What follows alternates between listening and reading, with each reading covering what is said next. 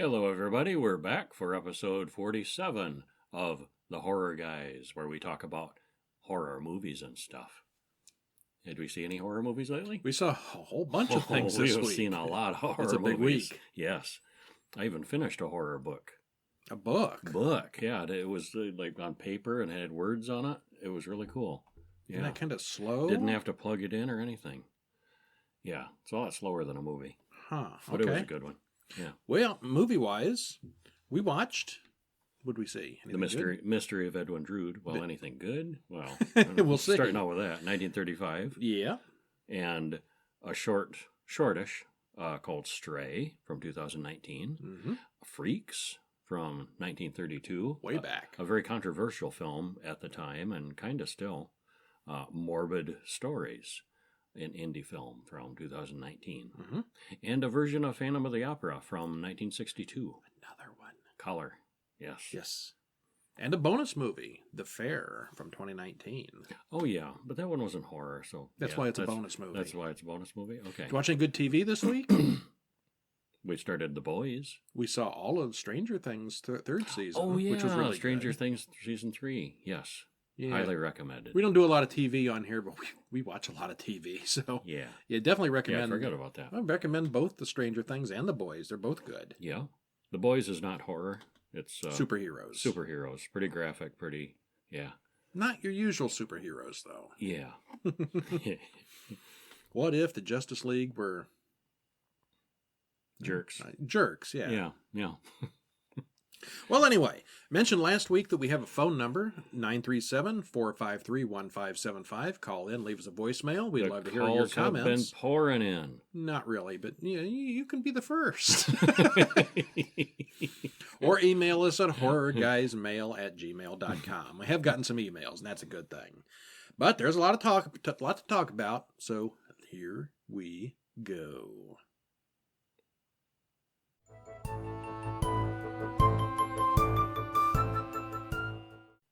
What's first? We started out with the mystery of Edwin Drood. Edwin. What did I just say? Edmund. Him too. Edwin. Twin brother. Yeah. Edwin. You want to confuse somebody? Have twin boys. Call them Edmund and Edwin. Oh, yeah. This was Edwin Drood. It was based on a novel by Charles Dickens. Dickens? Who? Now, yeah, I can't get the names right it. either. Yeah. He died in 1870 and the book wasn't finished. Kind of, a mystery and there's no ending.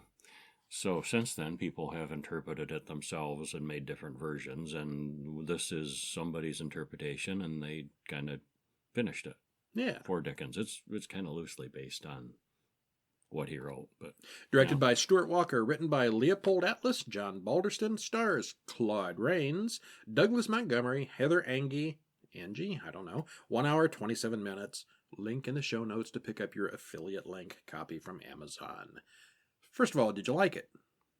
It was okay. I would give it a very strong, okay. And my first... Not great, not bad. My first note that I have is WTF, this story isn't horror.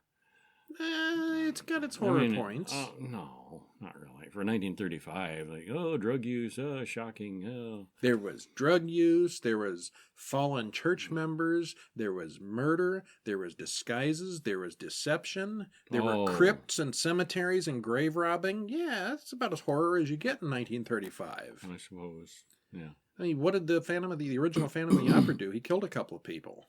That was horror. And he was ugly. Yeah. Yeah. Not terribly horrifying. Times change and horror changes with it. I didn't like it very much. Yeah, it was kind of bland. Bland and dated. We start out with Jasper, played by Claude Rains, who is always good in everything, having a bad dream about a bunch of people in a church. He wakes up and we see that he's in an opium den. He leaves and we cut away to him in the choir at church. Turns out he leads the choir at church.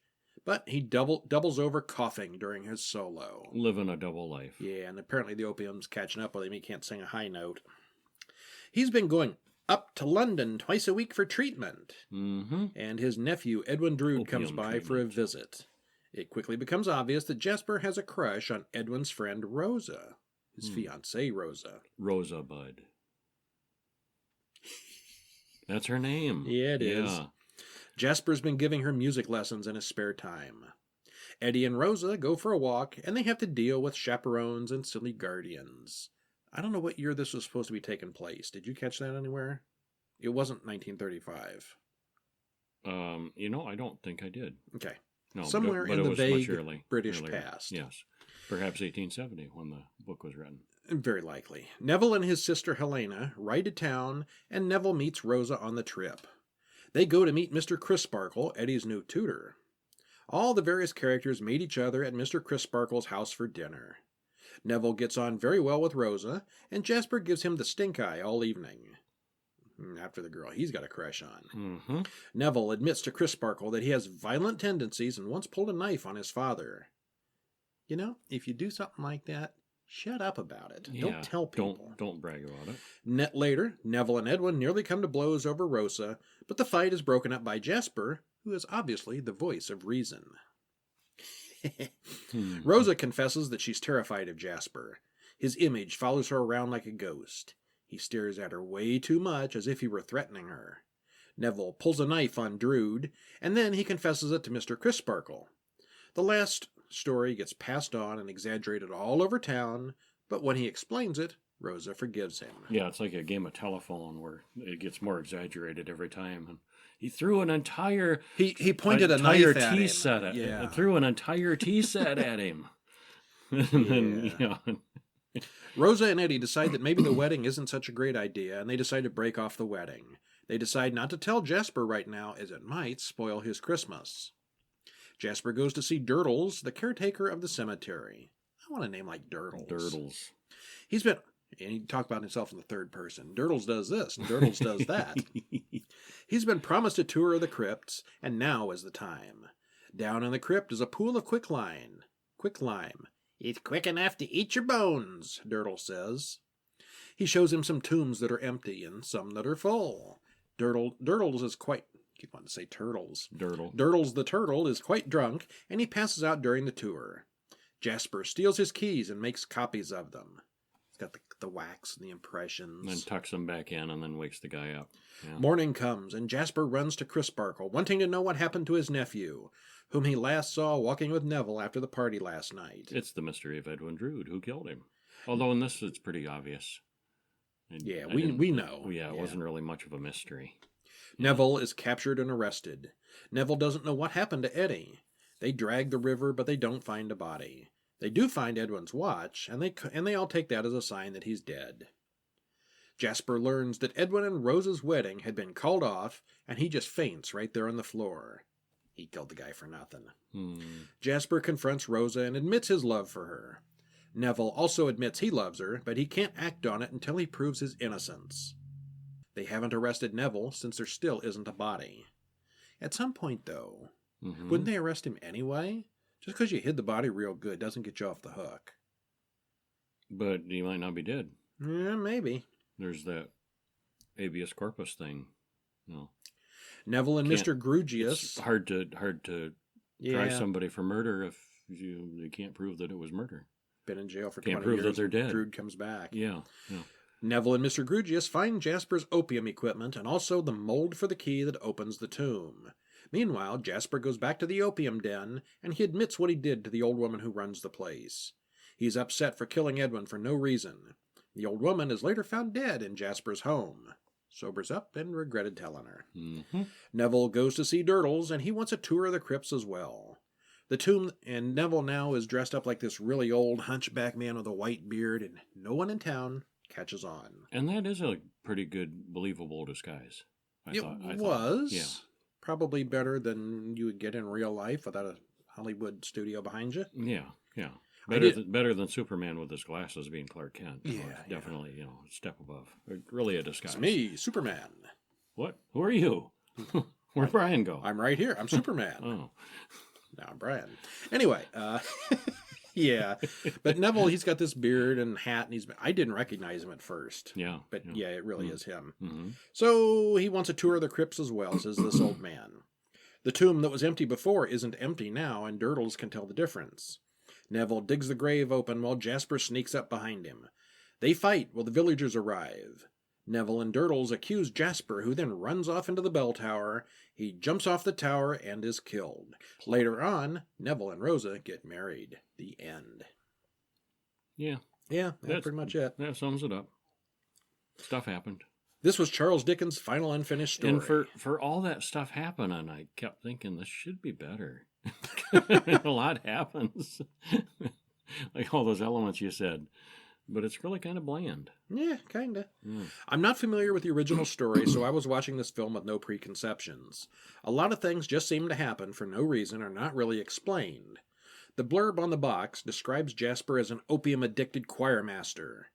Yet the opium and him being a choir master have almost nothing to do with the plot. No, not really. There's a 5-minute segment where he goes to the opium den and admits what he does and kills the old lady, but if they'd have cut that, it wouldn't have made any real difference.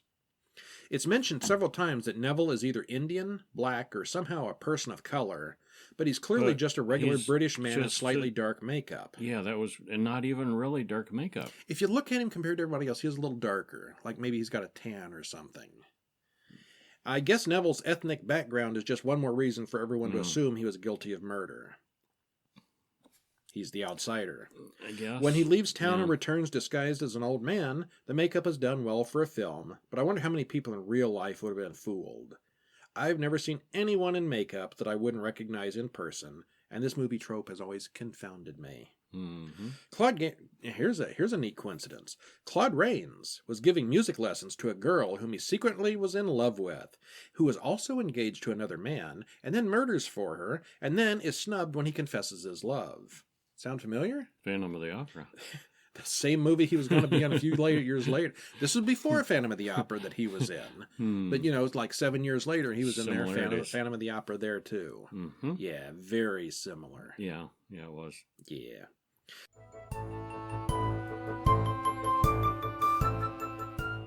Speaking of similar to the Phantom of the Opera, the actual Phantom of the Opera. Fast forward a few more years, in 1962. Directed by Terrence, the Hammer version. Yeah, we had the Lon Chaney version and the Claude Rains version were both by Universal, like 20 years apart. And then 20-ish years later, Hammer tried it. It's Hammer time. That never gets old. Herbert Lom was really a very versatile actor. This and Pink Panther is all I think I've ever seen him in. Oh, I've seen him in lots of other stuff. I mean, I couldn't name them, but, I mean, he was good in those two things, but yeah. Mm-hmm. You couldn't name him. Okay. Yeah, well, He's a great actor. What have you seen? Well, this thing and that thing. I don't know. Directed by Terrence Fisher, written by Anthony Hines and Gaston Leroux, stars Herbert Lom, Heather Sears, and Edward D'Souza. Hour and 24 minutes. You want to see it? We got the Amazon link. And, of course, we start out with a little hunchback man watching a bigger man in a mask play the organ. Credits roll. I guess that was just enough intro that we're supposed to be creeped out. This Phantom has a mini-me. Well, he's not really a mini-me, but a hench person. He's got his little Igor. Yeah. A little person who is his hench person. He didn't look that little. The credits describe him as the dwarf. Mm-hmm. He didn't look that small. Just a guy who kind of bent over. Well, look at me, I'm a dwarf. And very short. Yeah. Yeah, he was. Well, it's the first performance of a brand new opera, Joan of Arc. The poster has been slashed. The main drummer's drum has been wrecked. The conductor's music has gone missing. Maria, the lead, thinks she saw a phantom in her room. Things aren't going well. The show starts on schedule anyway. Lord Darcy, who wrote the opera, stands and enjoys the admiration of the crowd. He is so talented. Lord Darcy asks why the box across the way is empty, and his manager, Latimer, says, "There have been complaints. People who sit there see strange things." The show continues until a hanged man tears through the curtain and nearly swings into Maria. He's dead. Yeah. Maria says she's had enough of this crap and quits. She nopes out of there. That is not a good place to work. Harsh environment. As Hunter, the producer, auditions for a new soprano, he finds a new girl named Christine, and the Phantom watches her from the shadows. Lustfully. Lord Darcy invites her to dinner. As she sits alone in her dressing room, she hears a voice from somewhere. He warns her about Darcy, and explains that she will be singing just for him, and he'll help her. Yep. As expected, Darcy gets creepy, requiring her to go back to his apartment if she wants the lead role. Me too. Way back. Mm-hmm. Hunter intervenes and rescues her.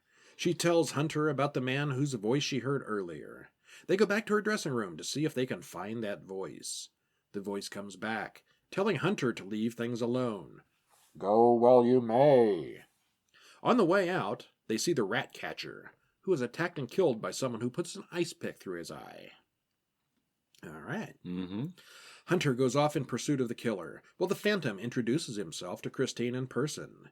He has a papier-mâché-looking mask that resembles a one-eyed Michael Myers. Yeah, and this one is different in that regard. It's a full-face mask. Yeah. With one eye missing. With only just one eye. But the violence being done, most of it is not done by the Phantom. He doesn't really My comments on that come a little later. But the Phantom doesn't hurt anybody here. Yeah. The next day, Darcy and Hunter argue, and Hunter gets fired, as does Christine. Hunter spots some music on a piece of furniture, and the landlady says it was written by Professor Petrie, who used to live there. She shows more of his music to Hunter, who plays it on the piano. Professor Petrie was burned to death in a fire at the printers. No, he wasn't. Hunter goes to see the old printer, who says no one died. One man broke in and knocked over a lamp and was badly burned. He ran out screaming, and no one ever saw him again. Again, no body. Mm-hmm. Hunter and Christine go to see the police about the man, and they say he ran away and jumped in the river right after he was burned so many years ago. Hunter explains that he thinks Darcy stole the music that Petrie wrote and is passing it off as his own. He recognized the tune the landlady showed him earlier. Mm-hmm. Turns out, like plagiarism. Turns out that's the case. Professor Petrie's plagiarism problem. Mm-hmm. That evening, the Phantom's own version of Igor captures Christine and takes her to the Phantom's underground lair. He explains that he's going to teach Christine how to sing. Meanwhile, Darcy... Whether she wants to or not. She doesn't really want to. Yeah, it's kind of by force. Yeah, smacks her around a little bit. Yeah, he literally sings her, drives her to the point of exhaustion, and he slaps her. Yeah, that's going to be good. Yeah. Meanwhile, Darcy fires pretty much everyone, and Latimer tells him he should hire Hunter back because things ran more smoothly with him there. Hunter just happens to walk in right then, and he's back in charge. A little later, someone notices that, hey, Christine isn't around anymore. What happened to her? Huh. Hunter goes looking for her and hears her voice coming from the sewer. Could be the mutant turtles. Could be. He finds a way inside the barred-up sewer and tracks down the Phantom's lair. He fights with the Phantom's servant. Hunter calls the Phantom Professor Petrie and explains that the opera music is really his. We then get a flashback as Petrie explains himself. Darcy offered him a paltry £50 for all his work, and Petrie knew he was getting ripped off, but he was desperate, so he took it. First thing he did was cross off Petrie's name and put his own on it. Uh-huh. Mm-hmm.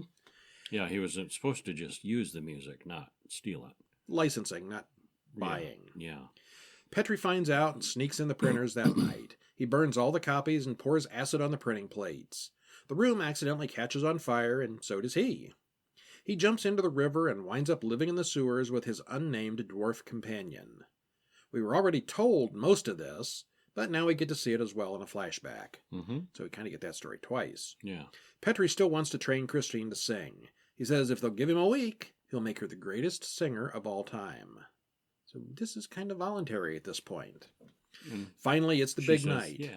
They say okay, and they all live happily ever after down in the sewers for a week or two learning how to sing. Yeah. Finally, it's the big night, and Christine is excellent on stage. The opera is a big success. The Phantom confronts Darcy, who runs out screaming. The dwarf gets chased up onto a chandelier, which breaks and falls. The Phantom pushes Christine out of the way and is killed when it falls on him. The end. And the dwarf dies too. Yeah. It's a mutual. Did the dwarf die? Yeah, he was on the chandelier. I thought he jumped off the last minute. No, I don't think so. I'm not really sure now. Okay. Well, anyway, the Phantom dies by saving Christine. Mm-hmm. It's very colorful. It's a Hammer film. He's more of a tragic figure in this one, and not the cold-blooded killer. People die, but not by him. It's the dwarf doing all the killing. Mm-hmm. It's not entirely clear that the Phantom even knows about the deaths. I think that the Phantom knows about things like the drum being broken and the music being stolen. He's behind all that. Mm-hmm. But the deaths, like the rat catcher and the man on stage, might be the dwarf doing it. Mm-hmm. Yeah. It's vague. We don't know. Yeah. Once again, there's lots of singing, but at least this one has all the songs in English, which is nice for once. It is Not all nice. that Latin opera from the old ones. The Phantom isn't Christine's father, and he's not in love with her either. He simply wants revenge on Darcy. We never see him get revenge on Darcy, which I thought was the weak point of the movie. He shows him his face, and Darcy goes, runs out, and that's all we ever see of him. Yeah. I mean, if he ran out on the street and got run over by a carriage or something, that would have been enough. Mm-hmm. But no. We never see him kill anyone. The dwarf does all the dirty work. It is entertaining and different from the others, and Lum is probably the classiest Phantom we've seen so far. Mm-hmm. I liked it. I liked it. Overall, liked it. Yeah. Which of the three Phantoms do you like best so far? The Lon Chaney one. The first one, the silent one. Yeah. Yeah, I like that one best. Well, of all of them, I like the musical the best. So. I'm going to have to watch that someday, just because I don't remember it. Mm-hmm.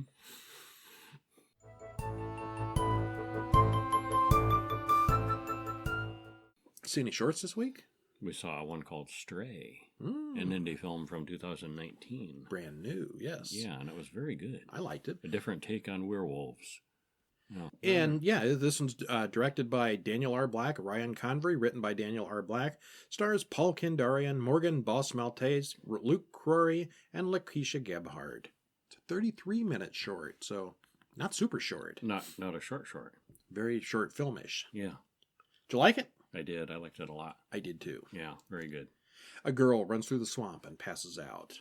It's not really a swamp. It's kind of a pondy, foresty backyard. Yeah, just somebody's backyard. Yeah. And then the credits roll.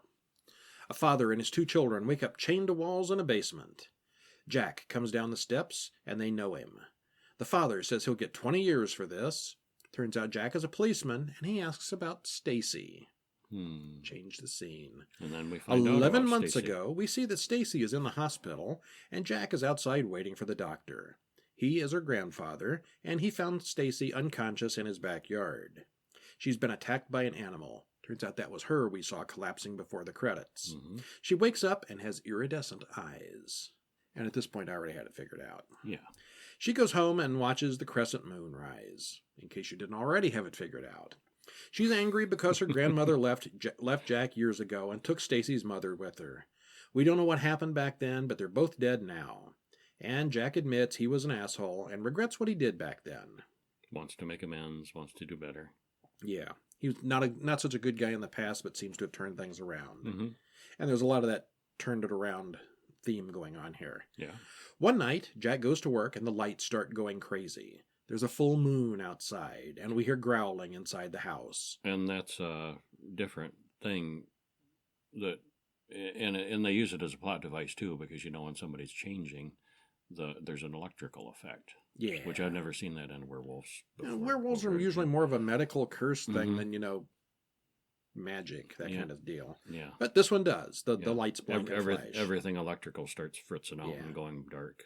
And we hear growling inside the house. The next morning, Jack returns and finds blood all over the floor. The dog is missing, and Stacy is in the bathroom trying to wash off all the blood. Mm-hmm. We then come back to the present, and Jack says the lawyer and his two children will all be dead in 16 minutes if they don't help him. We then flash back and see how Jack and Stacy deal with her new problem. That's all I'm going to say. That's all you should say. And I thought this looked really good and was very well acted. Mm-hmm. The sound, lighting, and direction here are all really good and could stand up against any regular movie or TV episode. We see a lot of somewhat crappy-looking shorts this year, and this is not one of them. This looks really good. Really top-notch. From the length of the credits... The creature is shown just enough. Yeah, not a lot of the creature. Yeah, but it's really, that's really effective look too. Mm-hmm. Yeah.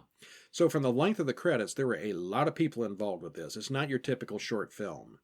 Paul looks maybe a little too old to be an active duty policeman, and Stacy looks a little too old to be walking to school with the lawyer's daughter. Yeah, but moving past that, they were both good in the roles. Yes, they were. Yeah. And I had the main plot pretty much pegged when I saw the iridescent eyes. Yeah, it didn't feel like there were a lot of surprises because you kind of knew how it was going to unfold, but it was fascinating watching it unfold. It's obvious that it's a werewolf movie Yeah. from very early on. Pretty obvious, But yeah. the interesting part is seeing how they deal with it. Yeah.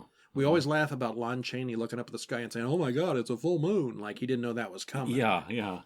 Suddenly. You do know when the full moon's coming, and you can prepare for it. And they do. And they do. Yeah. It's still fun to watch it unfold. Jack's birthday gift to Stacy got a laugh out of both of us. Mm-hmm. And the way the story is broken up works really well as well.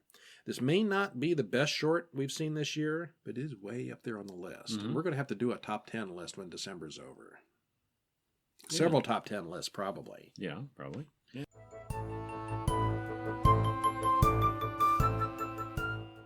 Yeah. So did you read any books this week? I read The Fisherman by John Langham. And boy, was that Fisherman. good. Yeah. What's it about, roughly? A fisherman. That sounds exciting. Well, a guy, Abe, starts out telling the story of what happened.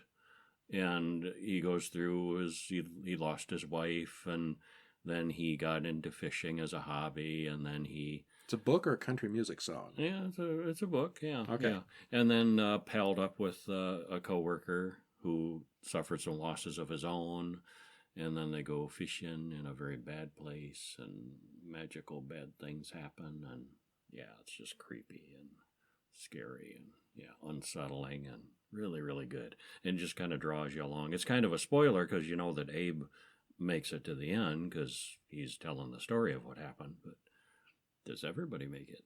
And this is a fairly recent book? Yeah, just the last few years. Okay. Yeah, really good. I'd recommend it. All righty.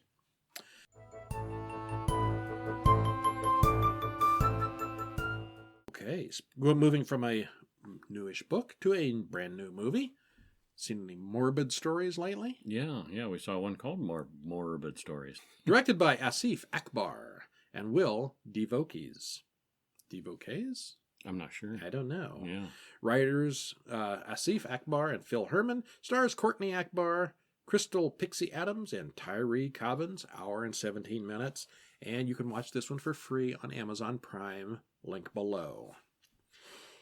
Did you like it? Yeah. Overall, what I saw of it. Overall, Yeah. A girl, Candy, cooks... Should I confess that I'll be nodding a lot to this one? I was very, very tired when this was on, and I nodded off. and I missed some of it. I saw all this one. But he saw all of it. I read all about it. And You read my review. I read his review, and I read all the stuff online about it. Filled in the gaps.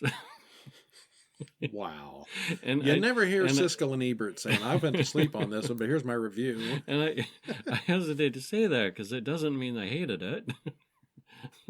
Didn't keep you awake nights either, did it? No, I was tired. Well, there's very tired. this girl, Candy, who cooks bacon and eggs for her two dogs named Tea and Biscuits. Oh, and it's not just bacon. Oh, and these eggs. two dogs eat It's better breakfast than I do. Fancy little dishes and little garnish, and yeah, it's Eggs and bacon and like something a on the little side. gourmet breakfast for them. Yeah, I thought she was making breakfast for herself. Yeah, Puts I it want in that two little breakfast. bowls, and yeah, that's something.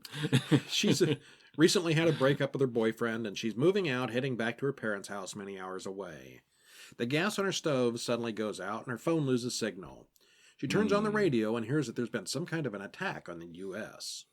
Flashback. 13 hours earlier, there's a knock at this couple's door, and the couple wakes up. It's some weird old guy with long, creepy, stringy hair who is with his three strange buddies. The girlfriend can't see any of them on the security camera, and unsurprisingly, these four guys aren't what they appear. I liked how they kept pressing to get invited in. Did you? Yeah, I didn't really that? even catch that. You're right, though. Yeah. That was what they were wanting. I mean, they could have overpowered the one guy at the door Easily, yeah. They apparently couldn't come in until they cajoled him. That's a point I didn't notice, yes. Yeah, I thought that was neat. Yeah. And then we go back, and Candy and her dogs decide to drive into town to see what's going on. But then, 24 hours earlier, Mallory is babysitting her three brothers and sisters when her friends come over. The three teens pull out a Ouija board and get to work talking to ghosts. That doesn't work, and Mallory's boyfriend asks her to run away with him. The third friend goes into the bathroom, and someone else is in there with her. Meanwhile, Candy hears on the radio that the dead are said to be coming back to life. She's out in the desert, so she doesn't see anyone. 24 hours earlier, a writer named Robert Zern is complaining about the rustic cabin that his assistant rented for him. He says it looks like something out of the Texas Chainsaw Massacre. He's not having any luck on his new book, and he hears something rattling around up on the roof. The landlord comes by and explains that they don't have any cable, but he doesn't know what those noises are that the writer's been hearing. The man explains that if the writer hears anything else, don't try to fix it himself, but to call him right away. Zern really hates this place, but it's raining too hard to leave. He notices that there's a calendar on the wall that says Friday is feeding day. He hears the bumping upstairs again and goes to investigate. Don't do it. Candy then continues driving through the desert, listening to the zombie reports on the radio. Meanwhile, a woman named Morgan eats a rare steak, which she promptly pukes up. She's sick and in pain. She injects herself with something that puts a smile on her face. I assume it's just drugs of some kind. Yeah, I believe so. She's a vampire who runs outside and bites an old man who turns out to be a zombie. What happens when a vampire bites a zombie? What happens when a zombie bites the vampire back? Well, we find out. Her boyfriend comes over and he brings her a sandwich. Hot ham and cheese on garlic bread. Bad move. They watch a movie while she gets sicker and sicker. Meanwhile, Candy drives on. The radio guy says all the big cities are burning, and then his door breaks down and he goes silent. She thinks she sees her ex-boyfriend on the road and stops for him. She finds him, but it's not really him. The end. That's not the ending. And I didn't actually give too many spoilers there. Yeah, you didn't. Well, the locations and stories are all good, but the acting is pretty atrocious overall. They put the indie back in indie film. Oh.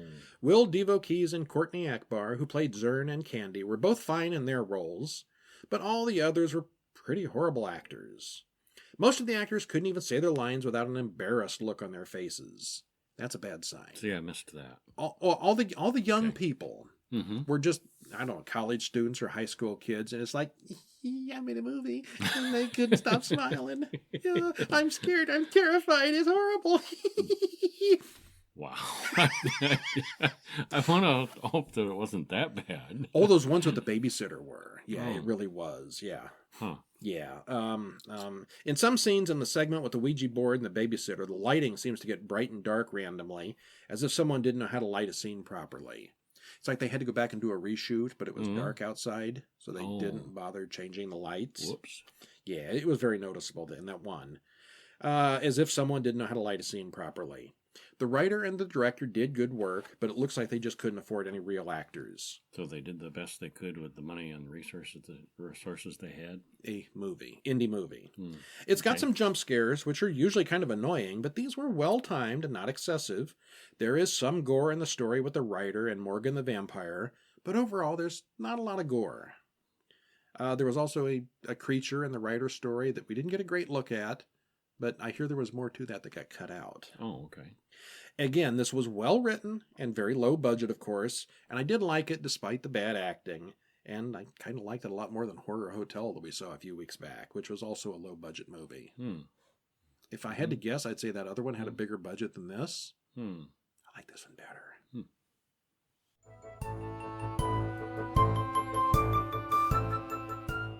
Are you freaking happy? I'm freaking happy. I'm just freaking over here. Freaking out. Freaks. 1932's Freaks.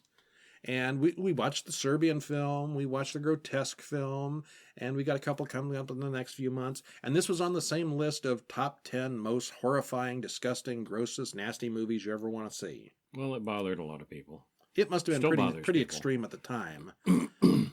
I thought it was good, but I didn't think it was anything like grotesque or Serbian film. Not really. I recommend that everybody watch this one. It's good. Yeah, and fascinating seeing it because it's real people with real issues. Yeah. There's no special effects in this. Yeah. Directed by Todd Browning, the guy who did the original Dracula and a few other things. Written by Clarence Aaron Robbins and Willis Goldbeck. Stars Wallace Ford, Layla Hyams, and Olga Baklanova. Blame it on the Baklanova. 1 hour, 4 minutes. Link in the show notes. And we start off with a non-politically correct note. I'm going to refer to most of the cast of the film as freaks because that's what the title of the movie is, and that's what they're called throughout the movie. Mm-hmm. I know it's not politically correct, but in 1932, that's what it was. That's how it was, yeah. So we start out watching a carnival barker giving a speech that leads the people over to see the first freak in their show. We don't get to get a look at her yet, but the man says that she used to be a beautiful acrobat, but then something happened to her, and the screen gets all wavy because it's flashback time. Yeah. We move to the past, where Hans and Frida, a couple of well-dressed, squeaky-voiced dwarves, they really are squeaky voiced. They kind of talk like Mickey and Minnie Mouse. Yeah, teeny tiny. You think that's real, or are they putting it on? No, I think that was their real voices. Yeah. Children don't talk like that, and they were small like that. I don't know what caused it, but yeah. He was 3'3", and she was about his height too. They were both munchkins in The Wizard of Oz, not surprisingly too. Yeah, that doesn't surprise me back then. I think everybody that size who was alive at that time was a munchkin. They needed so many of them. How many you need? Oh, send them all over. Send them all. Anybody short, send them all. So the two dwarves watch Cleopatra the acrobat perform, and Hans likes her while Frida is jealous. The next day, we see landowners come around to run the freak show staff off his property. And there's 3 pinheads and 3 dwarves, along with a normal-looking caretaker out in the woods. The man feels another politically incorrect term too, pinheads, which is what they're referred to in the movie. I don't know what the proper term is. Microcephalic. Okay. Small-brained, small head, small. Their brain is underdeveloped, and often the skull is squattier, or pointed. Well, Well, especially with the haircuts they have. And they do the haircuts to accentuate, just a little top knot on top to make it look more pointy. 3 hydrocephalics and 3 dwarves, along with a normal-looking caretaker. The man feels pity for them and allows them to stay. The strong man and the transvestite, that's all he was, right? Just a man who wore women's clothes? No, he was a half man, half woman. He said he was a hermaphrodite. No, the one with half and half was. Yes, he was. Other guy. Yes, he was a I think he was just a man in just a woman's transvestite. clothes. Okay. Yeah, that was his act. Yeah, he would do an act in drag. Yeah. Yeah, there was a half and half also. That's not the same. That's not the character I meant. Right, he was married to the one. The strong man and the transvestite joke about the half man, half woman. Yeah. Venus breaks up with Hercules, the strong man, and she whines in front of Froso the clown. Froso leaves and stops to talk to the Siamese twins. Hercules... Who really were a pair of Siamese twins. Everybody in this movie that I describe is what I say they are. There's no special effects. Uh-huh. Daisy and Violet Hilton joined at the hip. Okay. Yeah. Hercules stops by Cleopatra's tent and has a drink with her. She fixes him eggs. How many do you want? She asks. I'm not hungry. How about 6? He sees Venus outside and goes out and punches her in the face. Yeah. Don't know what that was about. Yeah, that was weird. She didn't have a black eye or anything later either, and he hit her hard. Yeah. Hun sends over a fruit basket for Cleopatra, and she and Hercules laugh while they share it. Ha ha ha, the silly little man Brett sent us food. Yeah, they're playing him. Yeah. He's playing him. She's playing him. The next day, Frida and Venus are talking about Hans and Frida's problems. Hans keeps giving Cleopatra money and gifts, and Frida doesn't like it. Cleopatra is clearly taking advantage of the little man, but he doesn't see it. They all laugh at the little guy. Many of the freaks don't like Cleopatra, since she's normal and looks down on all the real freaks. Mm-hmm. Venus and Froso are romantically involved.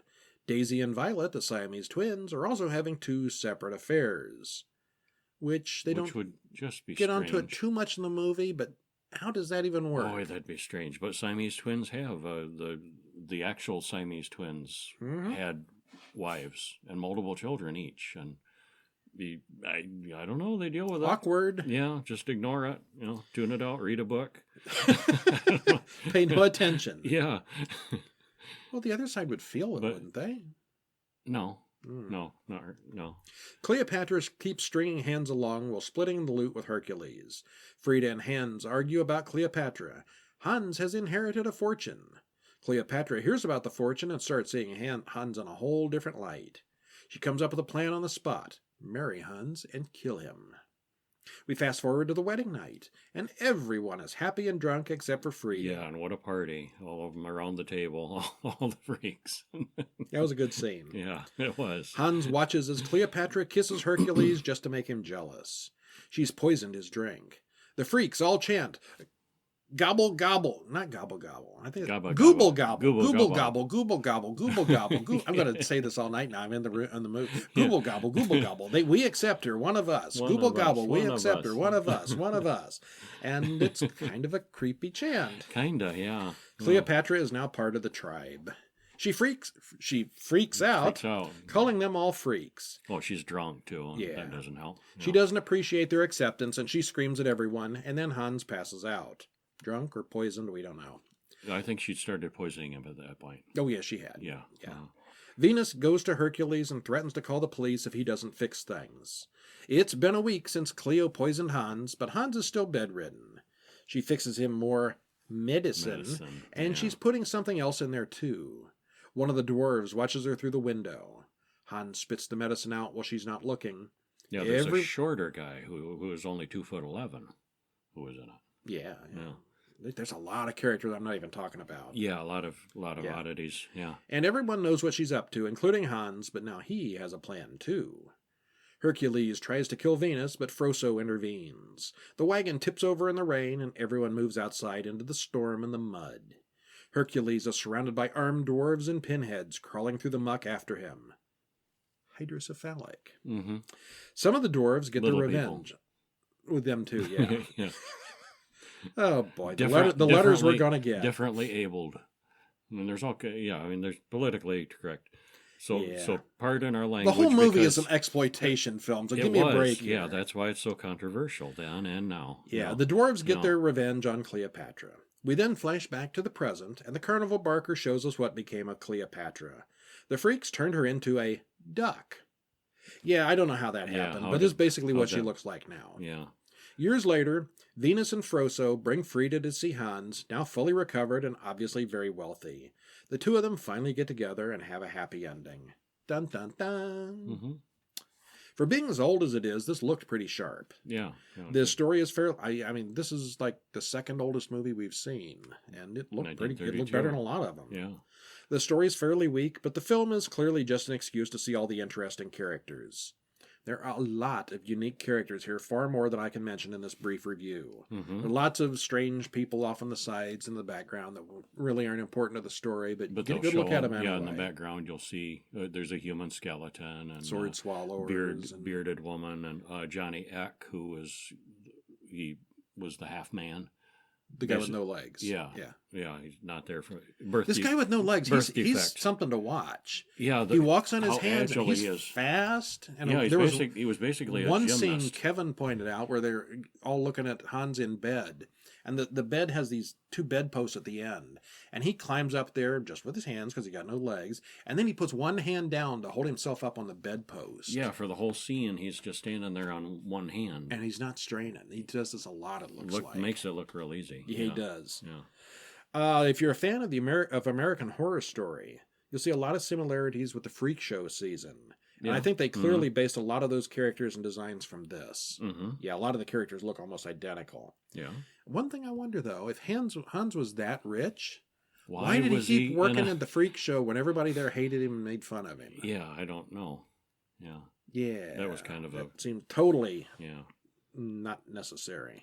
But this was fascinating. You know, if you watch this movie, you should also look on IMDb and do some Google searches on these people. There's all kinds of interesting. They lived full lives and interesting lives, and most of them into their 70s and 80s. Yeah, long lives. And there was one guy that had no arms, no legs, multiple children. Had a wife and many children. No arms, no legs, but the caterpillar guy. One appendage that did work. Apparently so. Yeah, working to his strengths there.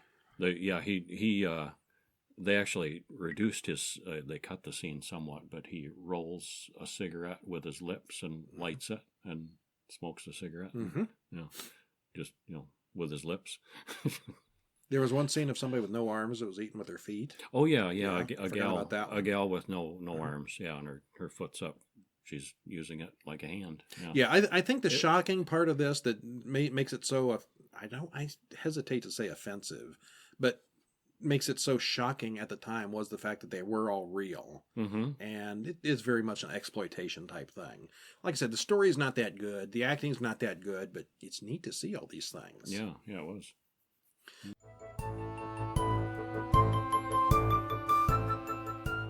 So, takes us to our bonus movie this week called The Fare from 2019. That's F-A-R-E, like taxi payment. And it wasn't horror.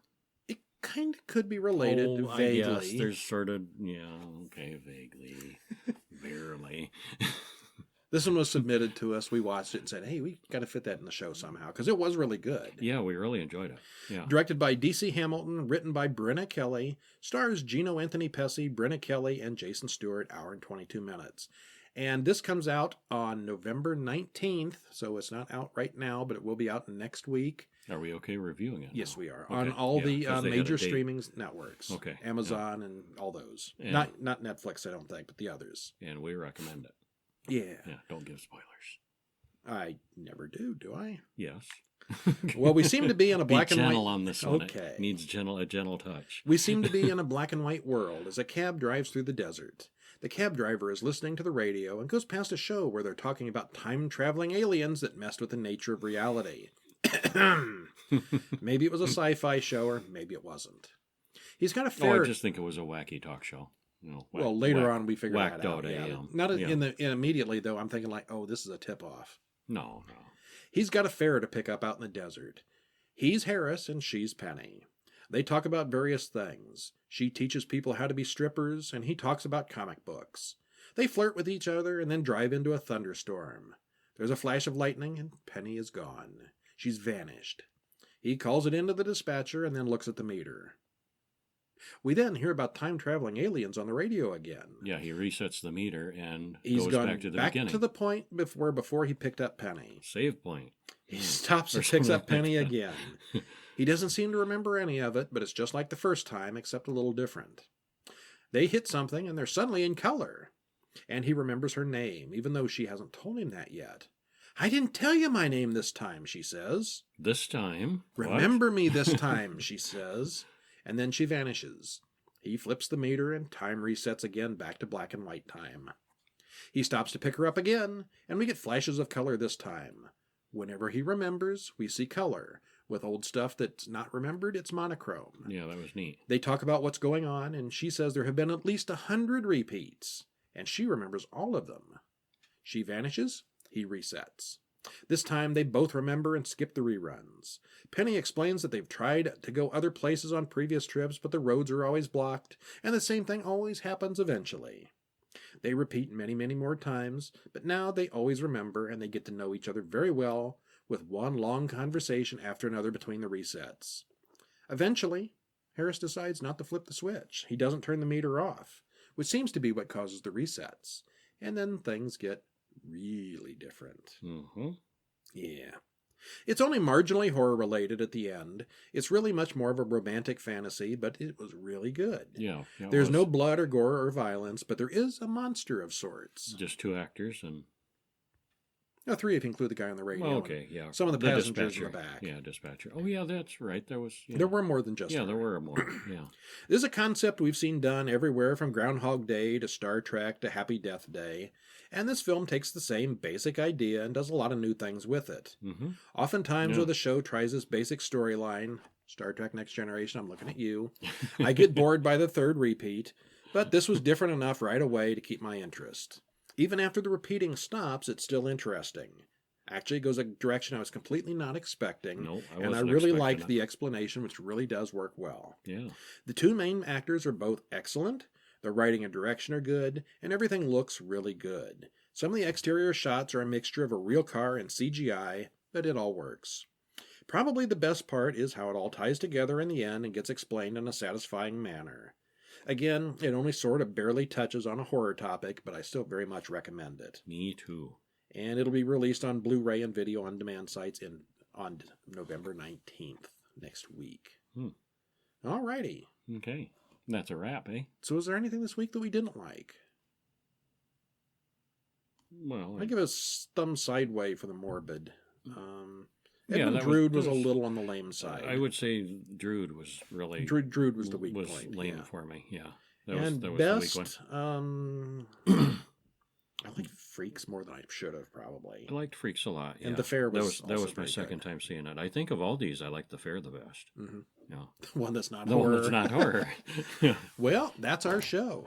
Thanks for joining us. Stop in during the week at horrorguys.com. All these reviews show up during the week, and then we talk about them afterwards. So if you want a preview, go there first. Ooh.